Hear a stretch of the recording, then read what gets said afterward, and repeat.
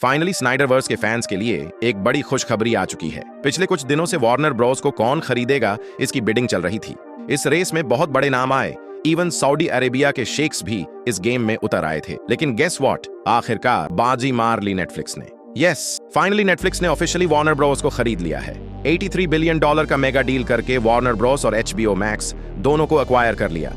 ये deal Paramount और Comcast को पीछे छोड़कर जीती गई। मतलब एक हेवी बिडिंग वॉर नेटफ्लिक्स ने क्लीन स्वीप कर दिया। अब ये न्यूज गुड भी है और थोड़ा बैड भी। गुड न्यूज ये है कि DC के सारे राइट्स अब नेटफ्लिक्स के पास आ गए। मतलब अब नेटफ्लिक्स DC के सारे कैरेक्टर्स को फ्रीली यूज कर सकता है और इससे स्नाइडर फैंस के दिल में एक नई उम्मीद जग गई है। Finally may be Snyderverse restore हो सकता है, क्योंकि नेटफ्लिक्स का जैक स्नाइडर के साथ रिलेशन बहुत स्ट्रॉन्ग है और जैक स्नाइडर कुछ दिनों से अपने सोशल मीडिया हैंडल्स पर स्नाइडरवर्स के सुपर हीरोज की फोटोज शेयर कर रहे थे, जिससे फैंस और भी एक्साइटेड हो गए। इसका मतलब जेम्स गन का DCU अब डेंजर जोन में हो सकता है। अगर गन को अपना DCU कंटिन्यू रखना है तो उन्हें प्रूव करना होगा कि उनकी यूनिवर्स में दम है।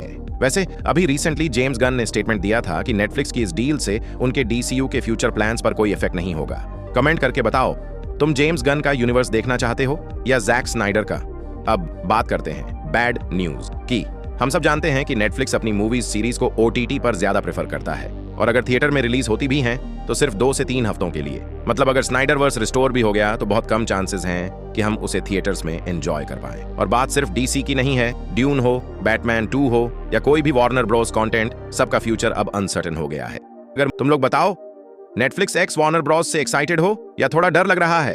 और बस दोस्तों, हॉलीवुड की इस बड़े स्तर की पावर शिफ्ट ने एक बात क्लियर कर दी है, स्टोरीज बदल सकती हैं, यूनिवर्सेस रीसेट हो सकते हैं, लेकिन फैंस का प्यार वो कभी रीसेट नहीं होता। चाहे गन का DCU हो या स्नाइडर का Snyderverse, end of the day हम सब सिर्फ एक चीज चाहते हैं, ग्रेट स्टोरीज, पावरफुल कैरेक्टर्स और ऐसी वर्ल्ड बिल्डिंग जो हमारे दिल को छू जाए। तो अब देखना यह है कि नेटफ्लिक्स इस नए चैप्टर को लेजेंडरी बनाता है या सिर्फ एक बिजनेस मूव बनकर रह जाता है। टाइम ही बताएगा।